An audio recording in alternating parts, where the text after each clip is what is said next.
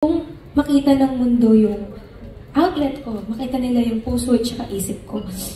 Pero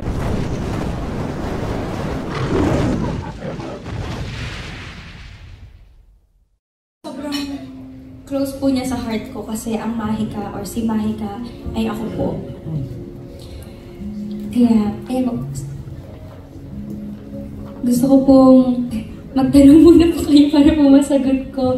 Para po, sorry po. It's okay. Emotional tayo tonight. Sobrang emotional. Oo nga eh. Tsaka mayroon ka itong binanggit ng isang linya na yun. Yung sabi ko, okay. Ito yung talagang nagre-reflect ng buong pagkatao mo nung sinulat mo to. Yung may chunk ka doon na binasa eh. Yung sa dulo. Ay, yung second to the last page or third to the last page. Kaya nakangitila ka pag pinapanood kita. So guys, this is indeed, well, yes, it's about empowering yourself at talagang malayo yung mararating natin sa buhay at maabot natin sa buhay kasi liliparin tayo ng ating little Mahika in each and every single one of us. And look at her right now. I mean, Mika, I think, is a perfect example of that idea na talagang ang layo ng mararating mo. Hindi mo alam sa kaliliparin, kumbaga. Now, welcome. Now, let's formally open the floor for your questions. We have, I think, a mic will be going around. Yes, we do. Please introduce yourself and then you may ask your question to our lovely author, Mika, here. Alright? Just please raise your hand and the mic will go. Okay? Hi Mika, congratulations. Let me just say, ang ganda pa ng boses mo pagbasa niya. Parang gusto na namin matulog. Emotional pa yan, ha? Yeah. Pero take us through the process. Nasulat mo yung book before ka pa pumasok sa TPB House or... Actually, lagi po kasi talaga ako nagsusulat before pa kasi it's one of my outlet nung bata pa po ako. So yung mga stories ko po, sinisend ko na po sa nanay ko, sa ate ko, sa family ko. This one naman po, may idea na po before pa pumasok ng PBB. Pero yung sinulat ko po siya actually sa car. And pag nasusulat po kasi ako, binibase ko po siya sa experience ko po or sa nakikita ko po sa paligid ko. So, na nag-start po akong magsulat ng bata ako, more on about sa school po. Kasi yung experience ko po sa mga kaklase ko or experience sa mga kaklase ko sa kapwa kaklase ko. Bakit pala children's book yung approach? Children's book po, actually, ang ganda po ng tanong niya. Thank you po. I could easily write a book para po sa generation ko or age group ko po. Pero sinulat ko po, pili ko po yung para sa mga bata. Kasi po, pagka tumutulong po ako sa mga bata, lagi po akong pinapatayo sa harap, lagi akong pinapa-mensahe or pinapakanta. Ako po naisip ko na parang, ano ba yung something na matutulong ko sa mga bata? I mean, pag kumakanta po ako, nag-i-smile sila, masaya sila. Pero ano ba yung something na pwede kong iwanan sa kanila na maaalala nila hanggang pagtanda na kahit hindi na nila alam yung pangalan ko, kahit hindi na nila ako kilala, may dala sila galing sa akin. Doon ko po naisip na perfect yung children's book. Para pagka pumupunta ako sa, for example, bayang punan, meron po akong iiwanan sa kanila na babasahin po nila. Ayun, last question na lang for me kasi naging emotional na kanina in reading one of the lines. How much of Mahika is you in real life? Mahika is me. Ako po talaga siya. Ako po siya. Kabuuan po siya ng mga pinagdaanan ko simula pagkabata. Thank you. Thank you po. Thank you po. We have another question over there? Yes? Alright. So a lot of it is about you talaga. Opo, kuya. Siyempre magawa tayong mga paghahalintulad at mga metaphors para... Okay. Hi Mika, congratulations. What a really novel thing to do, no?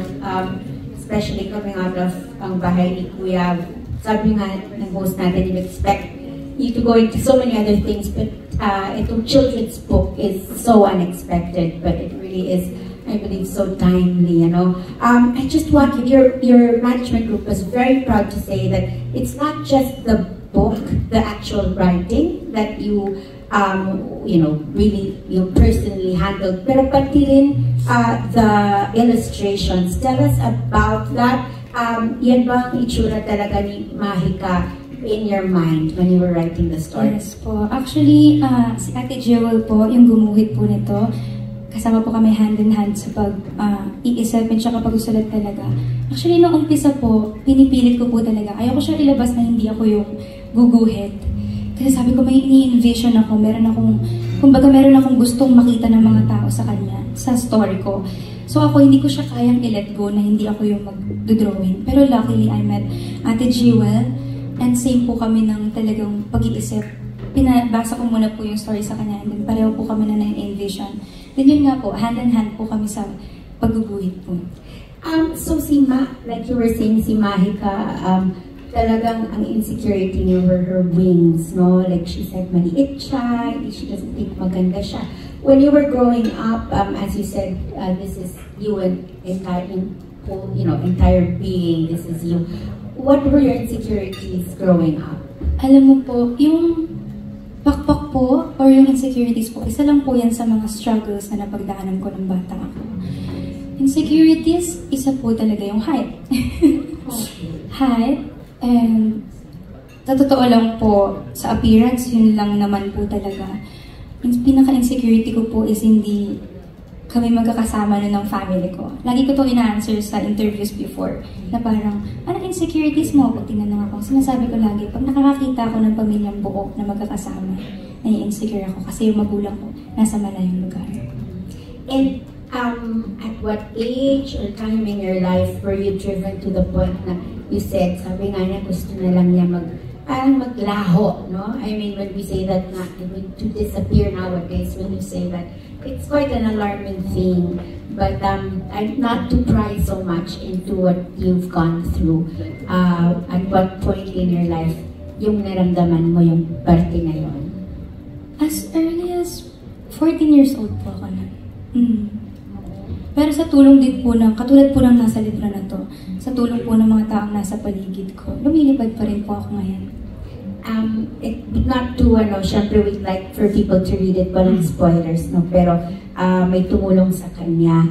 That person is a representation of a lot of people. Yes, tama po. Thank you po.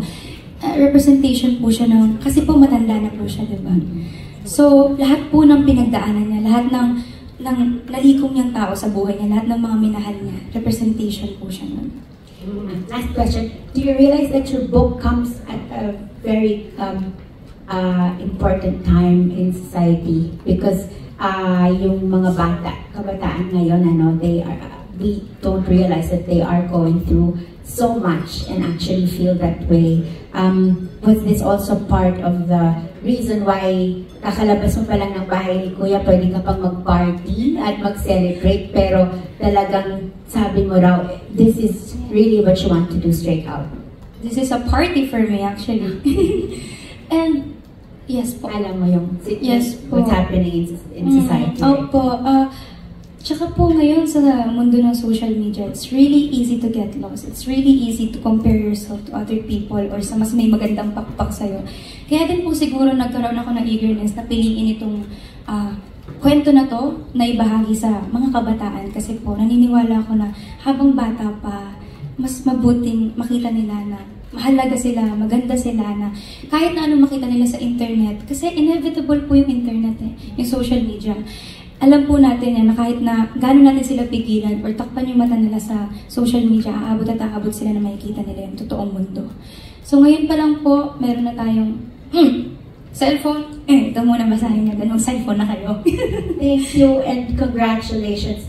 I think this really sets you apart and no wonder you are the big winner. Thank you po.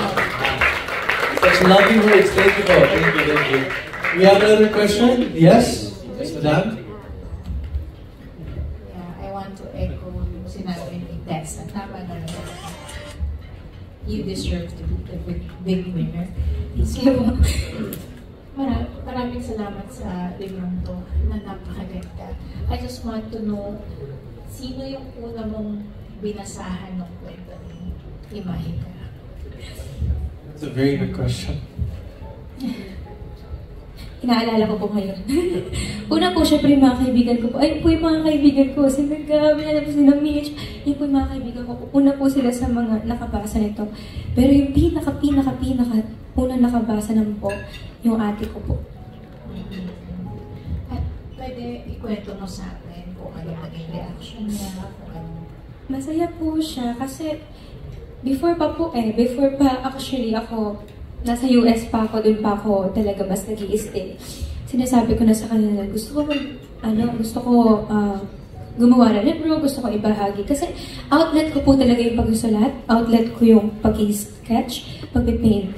So sabi ko, gusto kong makita ng mundo yung outlet ko, makita nila yung puso at saka isip ko.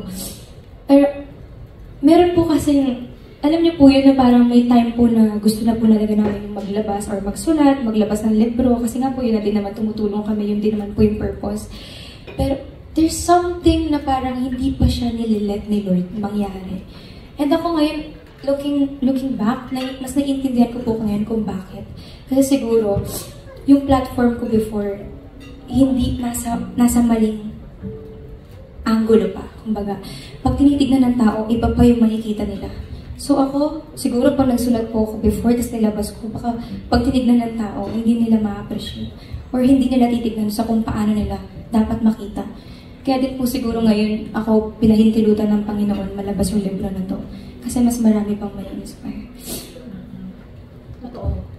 And maybe kung kanino mo gustong i-dedicate itong lipad. Ako po, gusto ko po itong i-dedicate sa lahat ng taong takot sumubok. Kasi po, it's really easy for us to cage ourselves because of our insecurities. Minsan po, or madalas, tayo mismo yung naglilimita sa sarili natin sa kung ano pwede natin marating o kung anong pwede natin makita sa mundo. Gusto ko po itong i-dedicate sa kanila na hindi po sila mag-isa, na huwag silang matakot lumipad kasi sa paglipad nila, never sila mag-iisa as long na meron silang sarili nila na collective history ng mga taong nakasama nila sa mundo. Support. So, naging emotional ka dun sa isang part. Pwede malaman kung when you met that fairy na sinabi mo nga na ako, ikaw, ako yung, kumbaga yung mamimit mo rin ako, diba? Ako yung malakas. Pwede pakikwento sa amin kung bakit dun sa particular part na ikaw naging emotional talaga. Malaking parte din po siguro yung pagpapakilala ko sa mga tao during the time na nasa PBB ako. Kasi may line po dito na ako, ang mas malakas na ikaw, makikilala mo rin ako balang araw. Kasi every day po, for the past years, lagi kong hinihintay yan. Lagi kong hinihintay na makilala ako ng mga tao. Lagi kong hinihintay na malaman nila yung puso ko. Kaya din siguro po naging emotional ako sa part na to kasi yun, parang ang tagal ko pong hinintay na makita din po nila kung ano yung nakikita ng mga mahal ko sa buhay or mga nagmamahal sa akin. Kaya po siguro naging emotional po ako ng sobra. And ayun, isa din po is yung nasa isip ko na yung mga batang magbabasa nito or yung mga taong may doubt sa sarili nila, baka hinihintay lang nilang makilala yung sarili nila na mas stronger. Kaya po naiyak ako kasi na-imagine ko sila. Na-imagine ko yung dating ako na naghihintay lang sa kaluluwa. Well, you can take this opportunity to reintroduce or introduce yourself. Pwede mong sabihin, today, right now, ako si Mika Salamanca. What do you want to tell your fans, kahit na sino, pati yung mga hindi naniniwala sa'yo. This is your chance. Ako si Mika Salamanca. Ito yung puso ko. Ito ako. Hindi ko po alam kung paano pa yun ipapaliwanag or paano ko siya papakita. Kasi hindi ko po siya kayang ipakita talaga na intentional.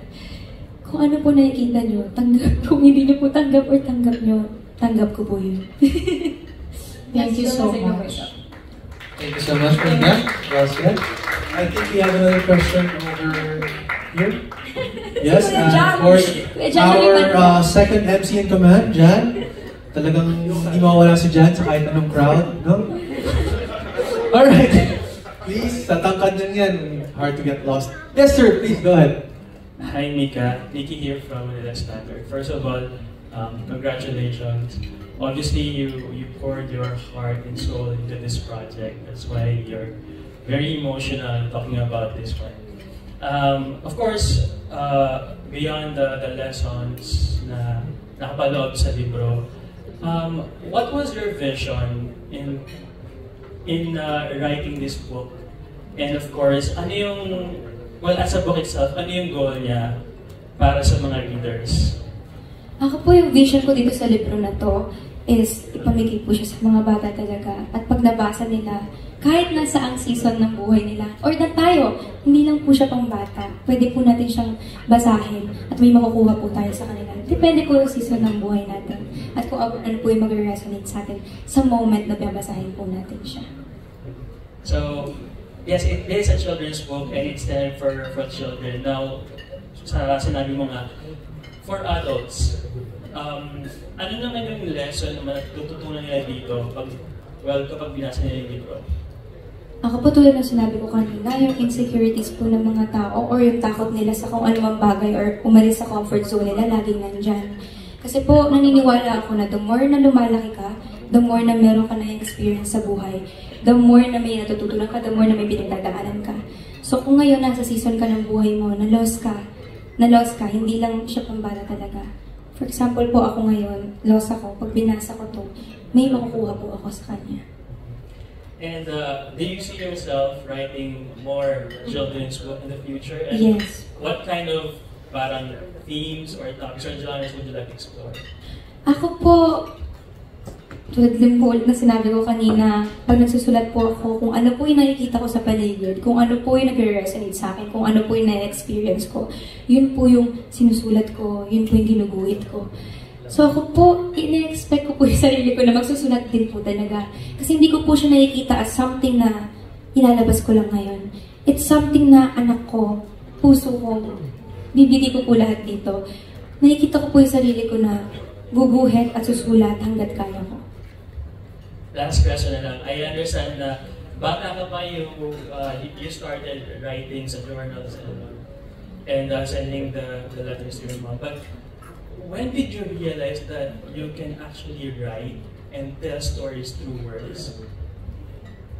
Pamilya ko po ang nagpa-realize po sa akin yan. Kasi before po, sobrang daldal ko. Like, sobrang annoying na po yung pagiging madaldal ko ng bata ako. Naalala ko po yung ate ko, lagi niya po sinasabi sa akin na, ba't may mga bagay ka na naaalala na hindi na namin naaalala? Kasi ganun po ako kadaldal, ganun ko po gustong maalala lahat ng bagay sa buhay ko. Lahat po sinusulat ko. Panaginip ko, nangyayari sa araw-araw, devotions, lahat po sinusulat ko. Kaya po, sila mismo po yung nagsabi sa akin na, artist ka? Ate ko po, pinaka-una nagtiwala sa akin. Congratulations and Thank good luck you to po. our go in the future. Thank you. Thank you so much. Before we move on to our next question, let me ask you this. May kinalaman daw si Mika Nigit sa pagsusulat mo at paggawa ng libro na to. Can you please talk about that to our media press friends over here? Parang, nasagot na din doon kasi itong libro na to about sa akin siya, about sa batang ako siya, sa struggles niya before, isa sa mga struggles niya before ng bata. And Mika Liit, kasi same siya, same sila. Yung mga kumakalat po ng videos ko na kumakanta ng bata, pinapadala ko po yan sa nanay ko, pinapadala namin sa nanay ko na nasa abroad. Katulad po ng mga libro na to, katulad po ng mga guhit ko ng bata ako, pinapadala ko din po yun sa magulang ko. Kasi nga po, OFW siya. Alright, thank you so much. And I think we have another question here. Yes, please, madam. Hi, Mika. Congratulations. This is Odin Pascual from The Tribune. So, kung meron man akong natandaang linya sa buong binasa mo kanina, Mahika ang pangalan niya. So, feeling ko, kilala naman ang lahat na kung ano yung Mahika na gusto mong ipakita sa amin lahat ngayon. Kaya nga sinabi nila kanina na you deserve to be the big winner kasi you have a big heart. So, ang tanong ko sa'yo, kung meron ka bang gustong sabihin sa Mahika na ikaw no bata ka pa, ano yung mga gusto mong sabihin sa kanya, lalo ngayon na meron ka ng mahikang binibigay sa lahat ng tao ngayon, lalo na sa mga bata? Sa mga interview ko, lagi po akong tinatanong yan. And every time po, iba yung sagot ko. Kasi everyday, parang gusto kong mag-message sa kanya kasi sobrang proud ko po. Sa totoo lang. Kasi bago po ako maging fighter, bago po ako lumaban, bago po ako lumipad, siya po yung nag-aayos ng lahat. Siya po yung lumaban para sa akin. Wala po ako dito kung hindi siya lumaban ng bata siya. Sobrang proud ko. Kung magkakaroon ako ng message sa kanya is, just keep flying. Lipad ka lang ng lipad. Like, kahit na anong matanggap mo, lumipad ka. Kasi once na sobrang taas na ng lipad mo, kahit na anong iba to sa'yo, hindi naaabot. Hindi naaabot sa'yo. And stay grounded, kahit na lumilipad ka. Paano naman yung inaantay mo yung spotlight na kung kailan darating sa'yo, yung mga nasa waiting game lalo ngayon? Para po sa akin na nasa waiting game. Tsaka sa iba rin na gusto mong sabihan na nasa waiting era nila. Tulad po nung sinabi ko din kay Mika Lynn, just keep on flying. It doesn't matter kung may nakakakita sa'yo. It doesn't matter if wala. It doesn't matter, for example, you have your craft, music man, arts, or anything, acting. Just keep on pouring your heart, just keep on producing or pakita mo sa tao kung ano yung meron ka. Doesn't matter kung napapansin yan ngayon. One day, you just need to wait for your time. Isang time lang. And pag dumating yung time na yun, huwag mong bitawan and gamitin mo sa tamang paraan. Thank you so much and congratulations. Thank you po. Thank you so much. Now, before we proceed to the next question, my question to you, Mika, is, again, you have a lot of things going on, right? You took the time to write a book, to illustrate the book as well, to even lead the charge of creating this own media con. By the way, job well done. You have an upcoming song, I believe, yeah, Star Music, and you have lined up other projects as well. How are you able to manage your time? And you have photo shoots upcoming as well, right? How are you able to manage and actually pull off producing and creating this work of art? Paano mo siya ginawa? Like, week ba siya? Like, once a week ba to? How was this? How did you pull it off? Sa tayo, actually, minsan ako din po nagugulat kung paano po ako lumilipad pa rin ngayon eh. Kasi ang galing ng Panginoon kasi binibigyan niya ako ng lakas para talaga magawa lahat ng trabaho na kailangan kong gawin. Ako po ang nasa isip ko lagi pag sobrang pagod ko na, or minsan, sa totoo lang, gusto ko na lang humilata kasi nga sobrang daming nangyayari, sobrang daming ginagawa. Pero lagi ko pong iniisip, hindi yan laging nandyan. May time sa buhay mo na pinapanalangin mo, lumuluhod ka sa Panginoon na sana mabigyan ka ng ganito karaming trabaho. And now na nandito na siya, hindi ka pwedeng magreklamo kasi ito yung hiling mo. Yun ang lagi ko sinasabi. And siguro po dahil din lagi kong, kahit po management, sila po super supportive dito sa bagay na to. Laging dapat malapit sa puso mo yung ginagawa mo sa kahit na anong bagay. And hindi po yung naging mahirap sa akin, Kuya Mix, kasi tulad ng paggawa ng libro, pag-illustrate and everything, malapit sa puso ko yan. Pag-arte, malapit sa puso ko yan. Charity works, malapit sa puso ko yan. So everything na ginagawa ko, I make sure, even brands na tinatanggap ko, I make sure it's really close to my heart. Para pagka sa punto na ahabulin na ako ng pagod, masasabi ko, mahal ko yung ginagawa ko. And pag mahal mo yung isang bagay, hindi ka madaling mapagod. Thank you so much, Mika. And I think we can all agree, no? Yung amount of effort and time talagang binigay niya sa paglikha ng librong to, mas lalo natin ma-appreciate to. Kasi with her busy schedule, she was able to publish a children's book. We have another question over there. Yes, madam? Go ahead, take it away. I'm G from Genius Online. So first of all, congratulations for your book and also for becoming the big winner of EBB. So my first question is, how did your past experiences shape the Mika Salamanca you are today and how did it reflect in your book? Past experiences, everything. Sa lahat po na experience ko sa industry na to, struggle, sobrang daming dark times. Sa kaya din siguro, mas naging importante sa akin na unahin tong libro na to about mental health and sa kalagayan ng social media ngayon is because, yun nga po, sa mga pinagdaanan ko this past few years, sobrang laking bagay na naalagaan ko at naalagaan ng mga taong nasa paligid ko yung mental health. So, yung follow-up ko po is, how did it reflect in your book, yung mga past experiences mo? It reflects in a way na yung Mika liit dito, ang daming pinapakilaman, di ba? Kahit langgam, tinatanong niya naman, ikaw langgam, ano liit mo? Kasi, parang yung past experiences ko, may mga na-experience ako na dahil ang daming nababato sa akin, dahil ang daming nangyayari sa akin masama, gusto kong maghanap ng karamay. Gusto kong maghanap ng, bulaklak na to, ano ba problema mo? Parang gusto mo humanap ng, hindi lang ikaw yung miserable sa mundo. Kumbaga. And nalagay ko siya sa libro na to kasi may mga panahon na ganun tayo. Hindi lang ako, sana, hindi lang naman ako yun, di ba? Na para pag may nangyayari sa atin na masama, gusto nating humanap ng karamay. Kasi gusto mo maisip na hindi ka nag-iisa. Kaya din siguro nilagay ko din yun sa libro na to para din maintindihan ng mga taong nasa lowest point na yun na hindi sila mag-isa. So this is my last question. So bilang mahilig ka magsulat since nung bata ka, meron ka bang favorite book and author at bakit? Nung bata ako, actually, to be honest, wala po. Meron po ako mga nababasa yun, binibili po sa labas ng school. Yung mga ang alamat ng pineapple, ang alamat ng ganyan, ganun po yung mga binabasa ko. And isa din po yun sa naging reminder ko ngayon na nagsusulat ako na pagbata ka, yung mga ganung storya. It's just fun. Fun siyang basahin. Na lagi ka nag-focus sa illustration, sa kung ano nakasulat or nakapaint dun sa libro. Tapos, pinya, ganun lang yun. Pero pag tumanda ka, pag naalala mo na may nabasa kang ganun, maaalala mo na, ito pala yung ibig sabihin ng alamat ng pinya. Ito pala yung ibig sabihin ng alamat ng anay. Kumbaga, kahit na bata ka pa pag nabasa mo siya, pag tumanda ka, nagkaroon siya ng meaning sa'yo, maaalala mo. Thank you so much. Thank Thank you you so much for the lovely question. I think we can all agree na tama yung sinabi mo, no? Depende sa kung nasan ka sa buhay, doon ka makaka-relate sa kwento. Yeah. So, sorry, we have another question, please? Yeah, hello. Ayun. Hello, Mika. Kailan mo ito simulang nasulat? And nagkaroon ba ng revision? Kasi syempre nagbago yung buhay mo ngayon. Nagkaroon ba ng revision bago ito ilabas? Sa totoo lang po, before pa ito, po sinabi ko ulit kayo na natagal na po ako nagsusulat talaga.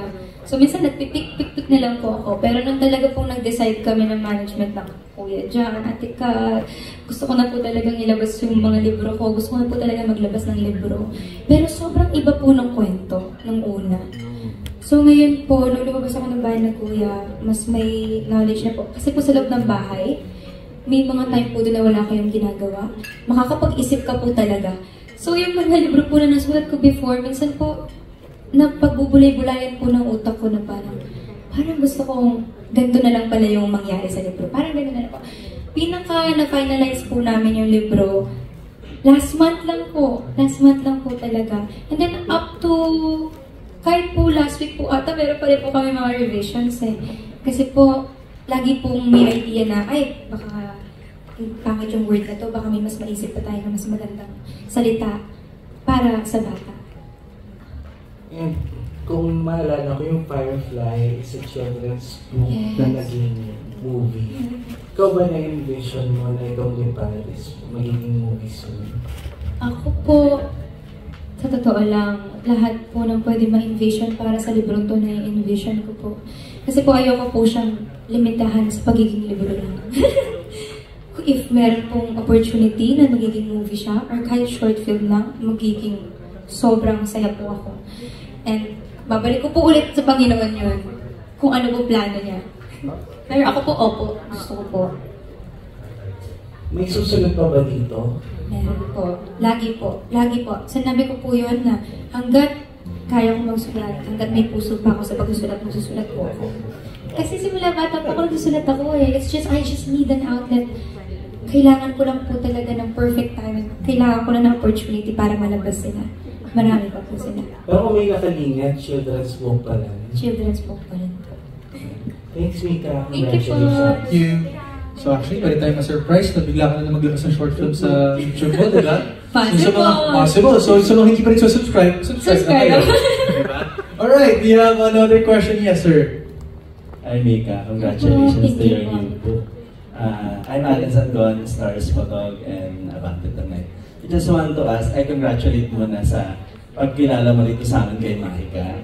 Lately, pinakilala mo rin sa amin sa Thursday, di ba? Social media mo. Opo. Yan. Siyempre, tinatanong na ba sino naman yung susunod mong ipakilala? Opo. Kumbaga, this time, I just want to ask kung may naisulat ka rin bang libro tungkol doon sa loob ng bahay ni Kuya. Sa loob ng bahay ni Kuya. Sa loob po ng bahay ni Kuya, bawal pong magsulat. Wala po kaming lapis talaga, wala po kaming papel. Meron lang po kami pag may task. So, bawal po talaga magsulat. Pero meron po ako laging imagination. Tulad po nung kanina, pag po wala kang ginagawa sa bahay ni Kuya, talagang parang ka talaga mababaliw. Wala kang ibang magagawa kundi mag-isip. Siguro parang naisip ko na nga po yung future ko dun eh. So, even po libro, nakakaisip din po ako. Even lyrics po ng mga kanta, nakakaisip din po ako. Saka, naalala namin parang dun sa social media mo, sinabi mong you have vision board, yes, diba? Isa rin ba to sa vision board mo? Actually, hindi po. Glory to God, napakabuti ng Panginoon. Kasi kahit hindi ko po ito nasali sa vision board ko, binigay niya. Kasi po, inuuna ko po yung career, yung pagkakakilala po sa akin ng mga tao na umayos. Kasi sabi ko nga po, bago ko ilabas yung libro, kailangan maayos muna akong tao para sa tingin ng mga iba. So, inuna ko po yun nilagay sa vision board ko. Hindi ko alam na may bonus si Lord. We're just curious dun sa vision board mo. Siguro parang malapit na matapos yung 2025. Marami pa bang hindi natutupad doon? At kumbaga, may pwede ka bang i-share sa amin kahit isa o dalawa na pwede mong magawa this year dun sa vision board mo na yan? Yung vision board ko po, napakasimple ng 2025. Ang hindi ko na lang po siguro nagagawa doon is yung shiny hair and clear skin. Kasi na nasa loob ako ng bahay ni Kuya, nag-break out ako at yung hair ko hindi pa mahaba talaga. Extensions lang po. Yun na lang po ang hindi nagagawa sa vision board. Sorry po, pero yun na lang po talaga. The rest, nandito na po. Thank you, Lord. Last na lang ang may part. Tanungin ko lang, doon sa mga nakasama mo sa loob ng bahay ni Kuya, sino yung gustong-gusto mong unang bigyan itong libro man na to at bakit? Lahat sila. Pero pinakauna, shucks, baka may magtampo. Siyempre, si Brent po una kong bibigyan talaga. Bukod sa siya po yung duo ko, isa din po siya sa mga unang nakabasa ng libro to. Hindi ko pa po siya nilalabas na basa niya na and pinapakita ko po sa kanya yung illustration po. Lagi ko sinasabi, tingnan mo, cute ba? Aesthetic ba? Ito yung illustration, ganyan. Sabi ko, di ba masyadong yung kwento? Lagi ko. So siya po yung siguro una ko din. Ano comment niya? Sabi niya, alam niya naman po yan. Sabi niya, bro, ang ganda! Aesthetic! Pero sobrang supportive po niya sa libro na to. Pero congratulations. Sigurado maraming matutuwang bata pag binasa itong libro na to. Congratulations, Mika. Thank you. Go ahead, sir.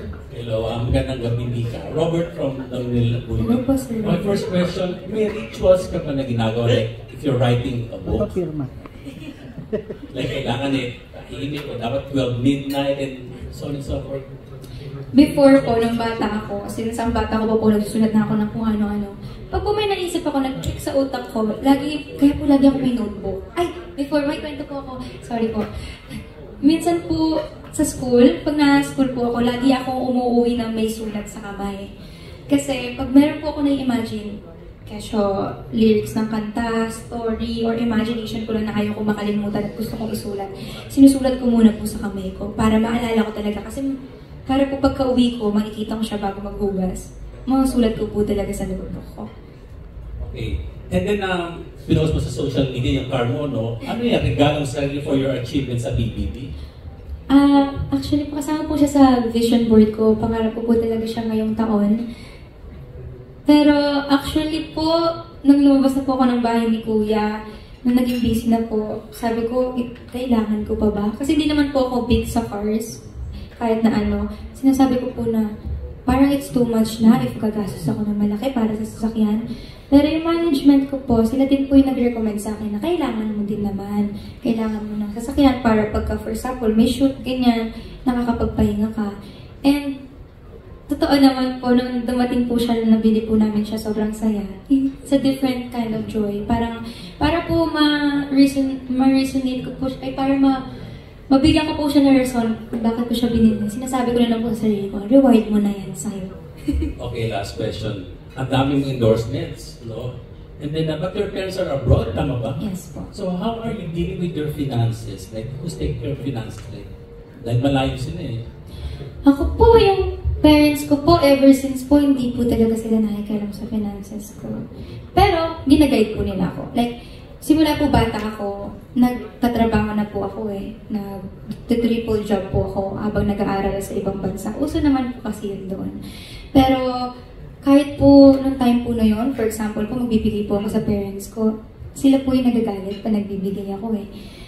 So, kahit even now, gusto ko magbigay sa kanila. Gusto ko silang patigilin sa pagtatrabaho, pero hindi po, ayaw po talaga nila.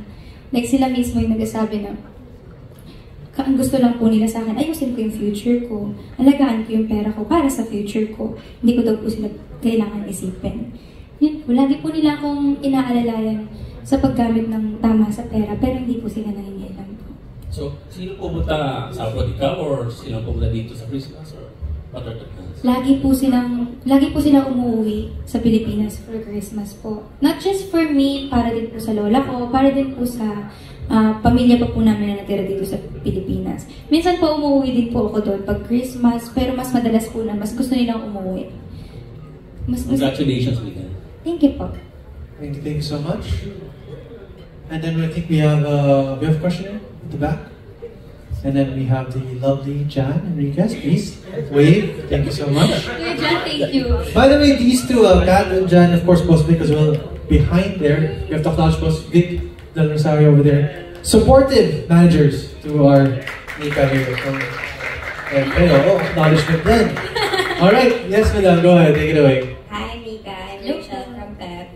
Yes, so, Hi, Miss Rachel. Ayun, my question is, can you recall yung moment, or siguro, just kahit isa lang na, you felt insecure, just like Mahika, or kung ano man yung pinagdadaanan mo na you feel like you were at the lowest point in your life? Magbibigay na lang po ako ng isa sa maraming pagkakataon na naramdaman ko na ako si Mahika.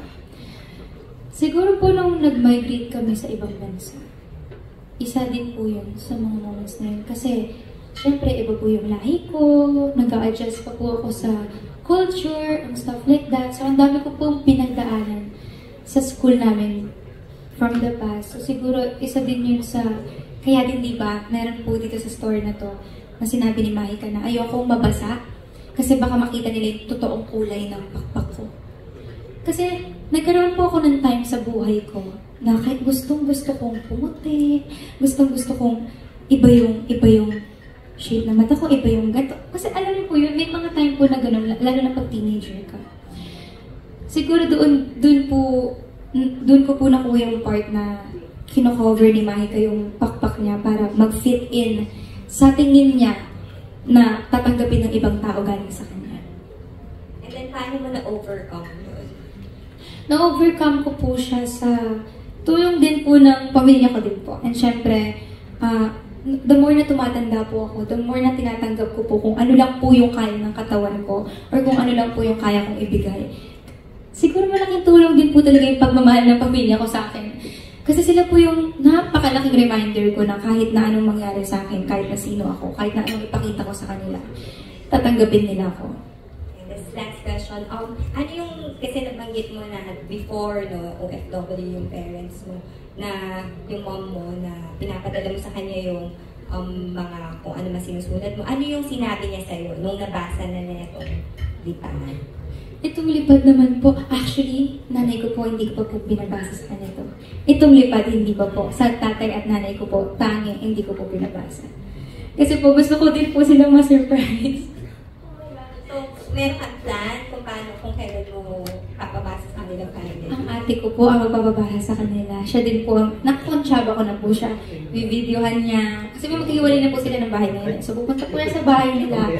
Bibidyohan niya, ipapakita niya po yung actually itong event na to. Kanina nga po nagtatanong yung mom ko kung ano po yung ganap ko today. Kasi po every day, every morning magka-video call po kami ng family ko. Video call po talaga. Then lagi po nila tinatanong, anong ganap mo today? Anong gagawin mo today? And today po, hindi ako sumasagot. Today hindi po nila alam kung ano talaga mangyayari. Kaya excited po ako. Thank you. Thank you po. Alright, do we have a last couple of questions here? Anyone? Yes, we have here in the front.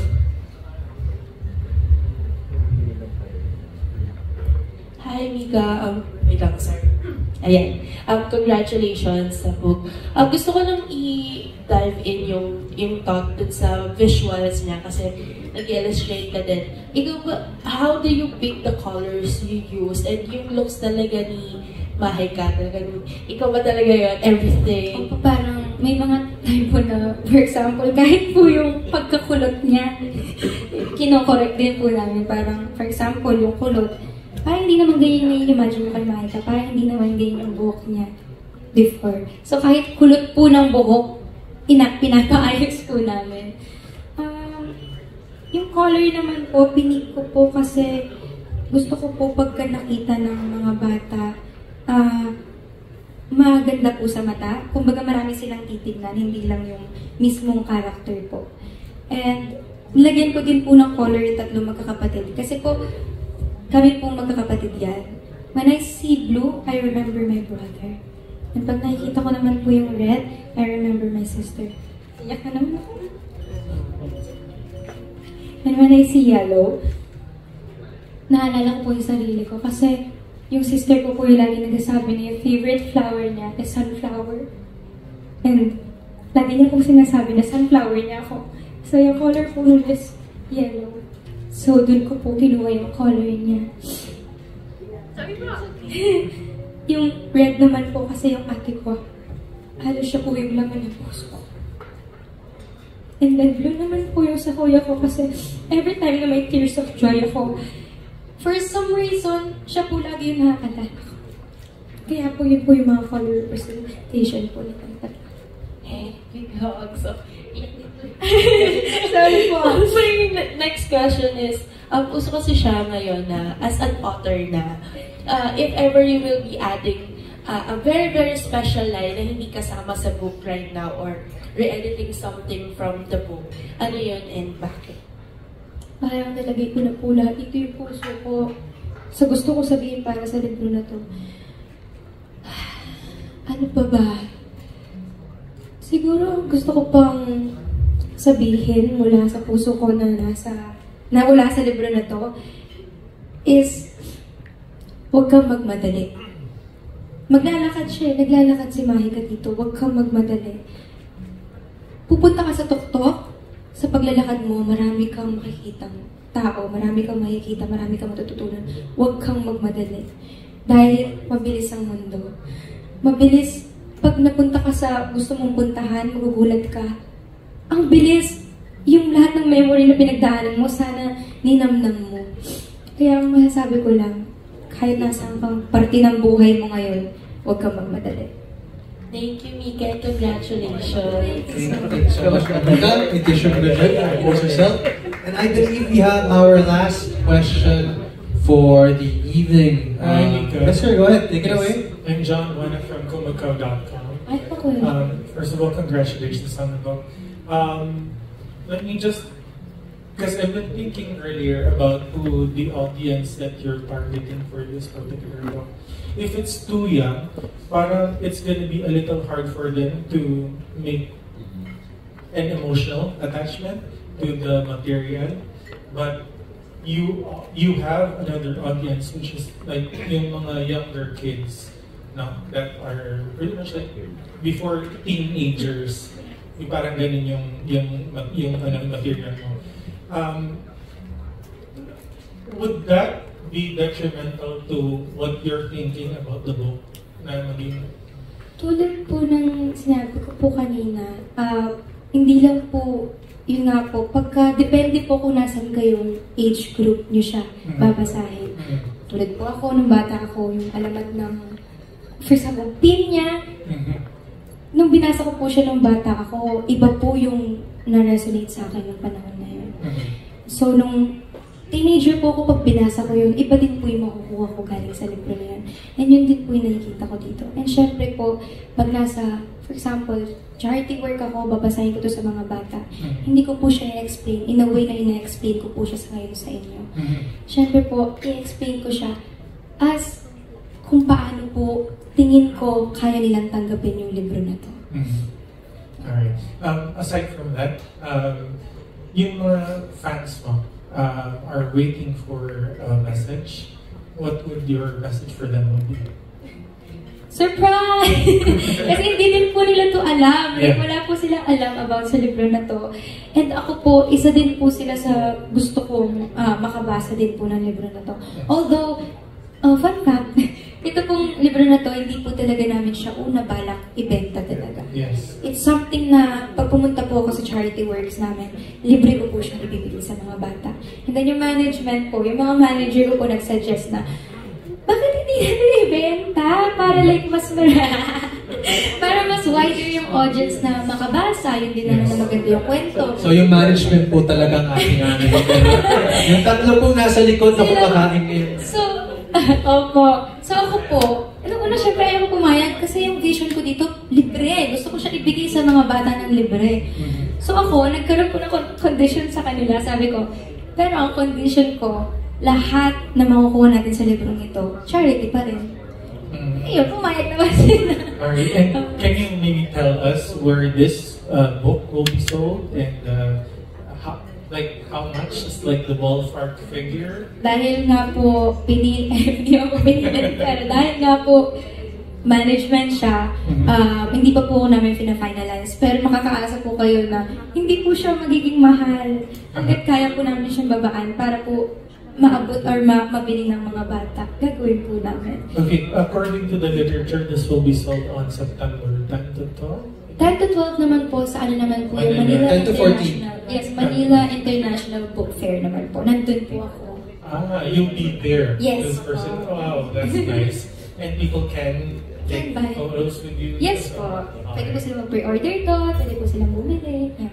Pina-finalize lang po yung final price. Okay. Thank you so much, dear. Thank you. Thank you po. Thank you so much. Ayan, ito pala yung ating details behind her. And I think kailangan din natin i-charge, naglagay ka ng price for the book. Kasi syempre, the more money you get, the more you can publish and create even more copies of the book. So by doing so, you can reach a wider audience than the intended target. Ladies and gentlemen, what can I say? I think we can all agree na hindi po ganun kadali sumulat, mag-illustrate, at mag-publish ng libro, lalo-lalo na kung ang pinanggagamitan mo ay personal na mga karanasan mo na papabuti man ito o masalimuot o kung ano pa man, it really takes guts. And I think with that, we can give a round of applause to our author here in front. Ladies and gentlemen, that wraps up our Q&A. Thank you for your lovely questions and thank you again, Nika, for answering. Once again,